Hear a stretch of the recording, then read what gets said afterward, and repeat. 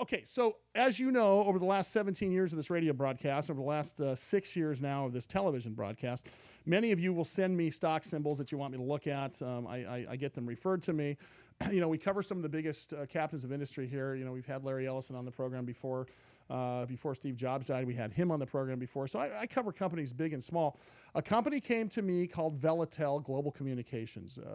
Velatel, stock symbol is VELA. You can go to velatel.com. The best part about covering smaller cap companies that are actually look like big companies is I can get the CEOs in here. It's pretty tough to get these guys in here, but I actually talked George Alvarez into coming in the studio. George Alvarez, CEO of Velatel. How are you, bud? Good. How are you? Good to have you. Thank you. So, Thank okay, you for having me. When I hear global communications, I'm hearing everything from possible cellular communications to internet communications to I guess the new media is all media. So communication is kind of like media. It's all inclusive. Tell me about kind of the space that you're in and what you guys do. Well, you know, it's interesting you say communications in general because that's exactly what we do. We started off in 2008, really, to provide broadband services for the common people. Kind of as an option to DSL.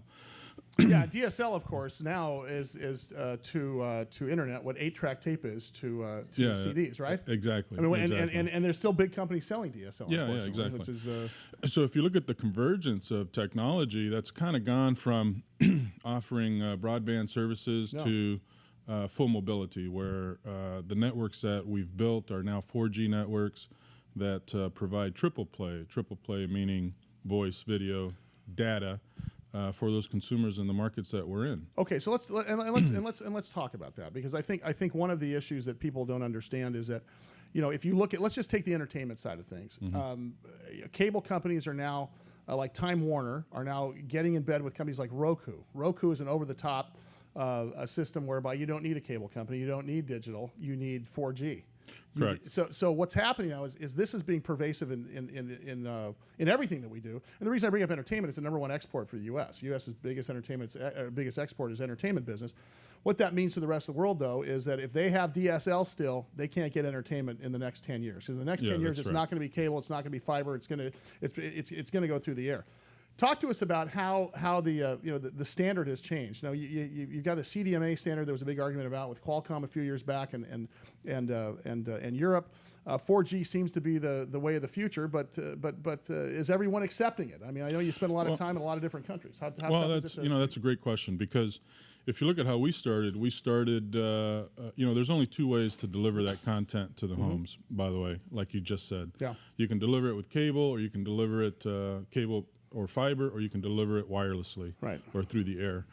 So we, as a company, we looked at wireless distribution. Let's use the word distribution of content, or that last mile solution, as the means of which we wanted to build the company on. Now, over the years, that's progressed. Like anything else, you talked about the 8-track tape player. Sure. The 8-track tape player then went to the cassette. Which went to mini disc, which went to CDs. I mean, even CDs these days. Even MP3. I mean, exactly right. All that stuff, and now it's all in the cloud. So technology moves very fast, and so a company like ours, it creates a challenge, because you start with one technology, and it takes a long time. Well, especially in emerging markets. Well, especially in emerging markets, because not only do you guys have this. You guys have this secret sauce here, but now you're in a place that just got running water, or had the biggest class shift in the history of the world. Like take China, for example. In the history of the world, it was the biggest class shift that's ever happened. So for me, from where I'm sitting, is okay. So you've got this secret sauce. You have the answer. Now, in that it's not the last mile. Now it's the last inch. Is that your biggest challenge as a company? Well, it is, because it takes a long time to engineer these networks. We build greenfield networks, so we have to engineer it, we have to design it, we have to optimize it. This is after you acquire the spectrum, by the way. You acquire the spectrum, and then you do all this engineering work. And then by the time you optimize it and you're ready to sell to the public, technology already changed. So you have to really be on the ball with regard to what you deploy. You have to make it upgradable. You have to make it seamless. And you have to make it easy for the consumers to actually become one of your subscribers when you're done.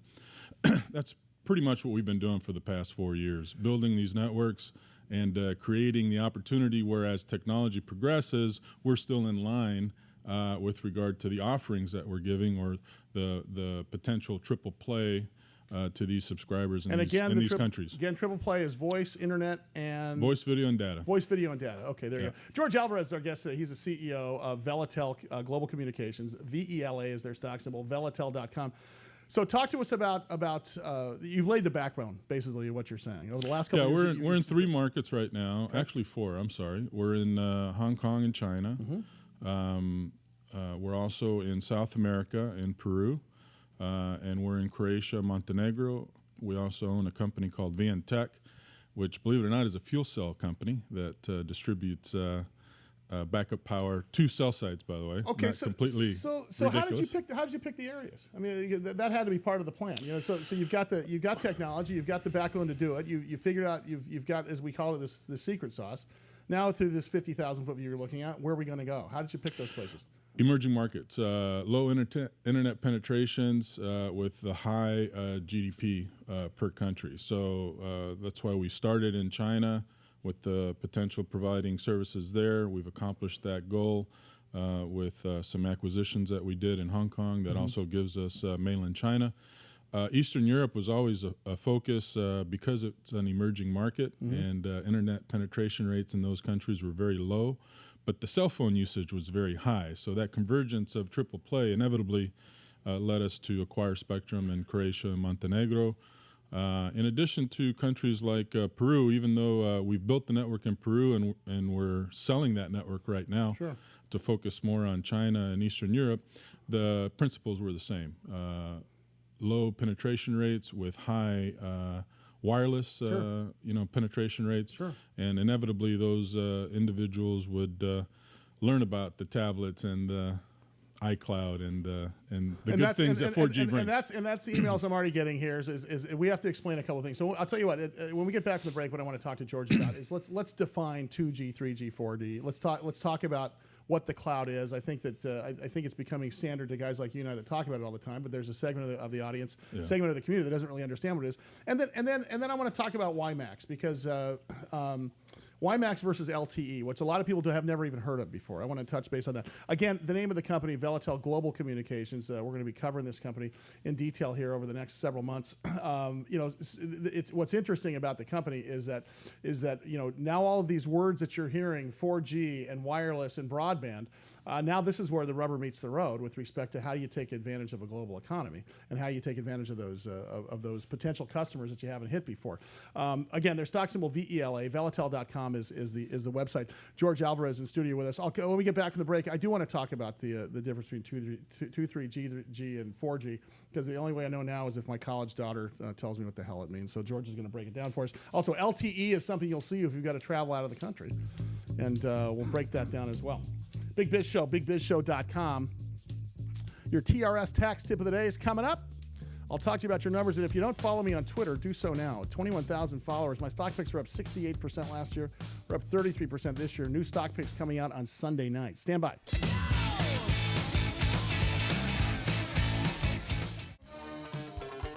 Live from the Jump Studios in sunny San Diego, California, Biz Television Network, Time Warner Cable, TiVo, and of course on radio side, Armed Forces Radio Network in 175 countries and all the ships at sea, CBS Radio and Business Talk Radio Network. Big Biz Show's on the air. Just as a review, if you're just joining us on radio and television, George is the CEO of Velatel Communications, and basically, if you were to give it a one sentence description of what Velatel does, would you say that you build broadband infrastructure on a global basis? Is that too confining? No, that's a good comment. I think we engineer it, we build it, and then we operate it. Namely, because we also own the spectrum associated with. Now let's talk about owning the spectrum. So is that the radio frequency spectrum license that you own, and that's particular? Now is that country? Now is that a license that's renewable, or is that something that once you own it, you got it type thing? It depends on the country. Some countries are concessions where they're renewed every year. Other countries you acquire it. Like in America, here the companies actually acquire them. Yeah, so and then they're theirs, right? For good? It's theirs forever. Yeah, sort of like I think the radio networks are like that too. All right, so we've all heard of 2G, we've all heard of 3G, we've all heard of 4G. There's urban legend that says 4G is not real 4G; it just says 4G. What is it? That means second generation, third generation, fourth generation. That's what the G stands for. Correct. Here in the United States, we are on a 4G platform. At least we're trying to be, right? They're moving towards it. Correct. Even though your phone says 4G, it's not really full 4G yet, though, is it? Correct. What does that mean? Break that down locally for us, just as an expert, and let's talk about what you guys are doing in the other countries. Well, let's go back a little bit. 2G basically is the primary wireless types of protocols, right? Namely voice. Yeah. So voice kind of merged into voice and texting, where you can do both, and texting became popular. Yeah. Then you started doing searches, searching the internet, watching things like your show on the internet, things of that nature. That's pretty much 3G, where you can do voice, texting, and searching. And so for a guy that's sitting in his living room right now, watching us on any one of the homes that we're in, or listening to us in his car right now, in his cell phone in his hand, he's looking at 4G wireless, but it's not true 4G, right? Not yet. The 4G technology and going to LTE, which is stands for long-term evolution, is really a function of capacity and speeds. So the pipe's bigger? Well, no, the pipe's the same because you only have so many megahertz of spectrum. Okay. It's how they utilize the pipe. So they're getting more efficient at it. They're getting more efficient at it, just like anything else. They used to use packets, right? Wasn't that the way they used to do it? They used to bundle it up, break it up, and then regather at the other end? Well, that technology is still the same. You still have the basic functions of the physical universe that they have to work under, but they become more efficient like anything else. Circuit boards get smaller and faster. Right, sure. Memory gets smaller and faster. Well, same thing in wireless. The things tend to move faster, which enables you to do more things. For instance, in a true 4G environment, you should be able to, with that same pipe, let's say you have the same pipe, you have the same spectrum, you should be able to watch a movie, play video games, do GPS navigation, text, eat a hamburger, drink a coffee, all at the same time. Well, there's some guy there watching us on television, and he's listening to us online right now at the same time. So I can tell you there's guys that do that all day, and he's looking at his stock picks. Talk to us about what you're doing in other countries, though. When you talk about bringing a broadband environment, are you bringing 4G into those areas? Yes. Yes. That's all we do. We started with WiMAX, actually. We talked about that a little bit. And our equipment is all migrating from WiMAX to LTE at this time. So and will that be the LTE? Is that going to be the end all be all, or you've been in this game a long time, or is there something on the horizon? No, that's for the next 5 years, I'd say that's it.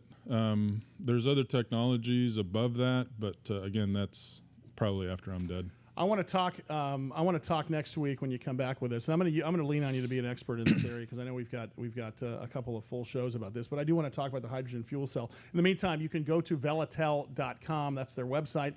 Their stock symbol VELA. I'm going to tweet both of those out. We'll put those up on our website as well if you're missing it. And also, you can send me an email here. George Alvarez, once again, the CEO. George, thanks for coming in today, brother. I really appreciate it. Thank you so much. I can't wait to have you back and talk more about this. So now you've got your primer on how on sort of how this works. Now we need to peel back the onion a bit and find out why George's systems in Europe are better than the systems George's systems in China are better than the ones we have in the U.S. So we got to have you start laying pipe here. All right. Thank you, George. I appreciate it. Listen, more Big Biz Show coming up.